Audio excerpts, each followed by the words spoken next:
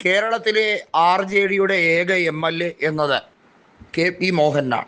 KP Mohan കൃത്യമായി RJD ദേശീയ നേതൃത്വം, അതായത് ബീഹാറിൽ നിന്നുള്ള നേതൃത്വമാണല്ലോ ദേശീയ നേതൃത്വം, അവർ വളരെ വ്യക്തമായി തന്നെ സൂചന കൊടുത്തിട്ടുണ്ട്.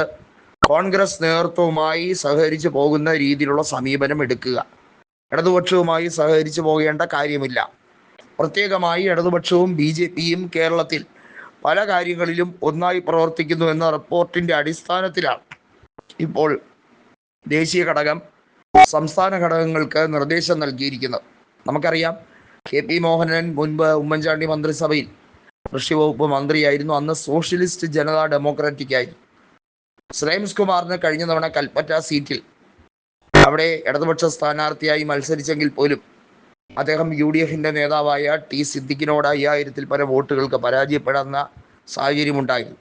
എന്നാൽ ശ്രേംസിന് ഇത്തവണ കൽപ്പറ്റ സീറ്റ് തിരിച്ചു നൽകാൻ കോൺഗ്രസ് നേതൃത്വം ആലോചിക്കുകയാണ്. അങ്ങനെ വരുമ്പോൾ തീർച്ചയായും KP മോഹനെയും ഒപ്പം കൂട്ടാം എന്നുള്ള നിർദ്ദേശത്തിലേക്കാണ് കാര്യങ്ങൾ പോകുന്നത്.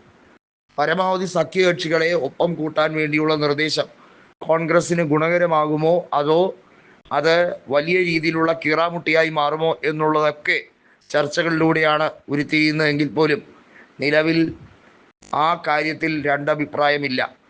UDFിനകത്തുള്ള ഘടകകക്ഷികളും പറയുന്നത് കൂടുതൽ ഘടകകക്ഷികളുടെ പ്രാതിനിധ്യം ഉറപ്പാക്കണം എന്ന് തന്നെയാണ്. പ്രത്യേകിച്ച് മുസ്ലിം ലീഗിന് കൂടുതൽ സീറ്റുകൾ നൽകുന്നതുമായി ബന്ധപ്പെട്ട കാര്യം.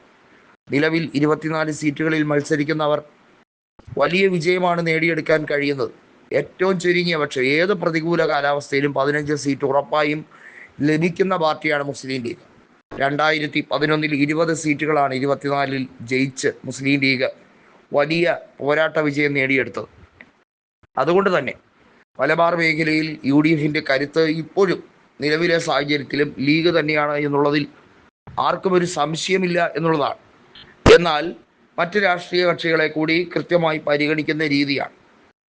അതിനകത്ത് Mathew T Thomas Thiruvalla MLA ആണ്. അദ്ദേഹം ജനതാദൾ സെക്യുലർ നേതാവാണ്. അദ്ദേഹം ജനതാദൾ സെക്യുലർ വിടാൻ ഉദ്ദേശിച്ച് തന്നെയാണ് രംഗത്ത് വരുന്നത്. മാണി C കാപ്പനുമായി ചേർന്ന് നാഷണലിസ്റ്റ് കോൺഗ്രസ് പാർട്ടി കേരളയുടെ കൂടെ ചേരാൻ വേണ്ടി തയ്യാറാവുകയാണ്. അങ്ങനെ വരുമ്പോൾ പാലായും അതുപോലെ തന്നെ നിലവിൽ തിരുവല്ലായും കോൺഗ്രസിലേക്ക് എത്തുന്ന സാഹചര്യം ഉണ്ടാകും.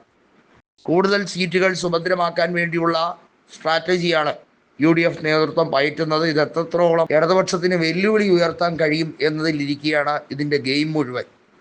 CPIM നേതൃത്വം നൽകുന്ന LDFിനെ മൂന്നാമത് ഒരു അധികാരം വെച്ചു കൊടുത്താൽ പിന്നെ UDF എന്ന സംവിധാനം തന്നെ ഒരുപക്ഷെ പിളർന്നേക്കാം. ഈ സിസ്റ്റം തന്നെ പിളർന്നേക്കാനുള്ള സാധ്യതകൾ മുന്നിൽ കണ്ടുകൊണ്ടാണ് പരമാവധി അത് പിളരാതിരിക്കാൻ വേണ്ടിയുള്ള ദീർഘനാളത്തെ പ്രോഗ്രാമുകൾ സംഘടിപ്പിക്കുന്നത്.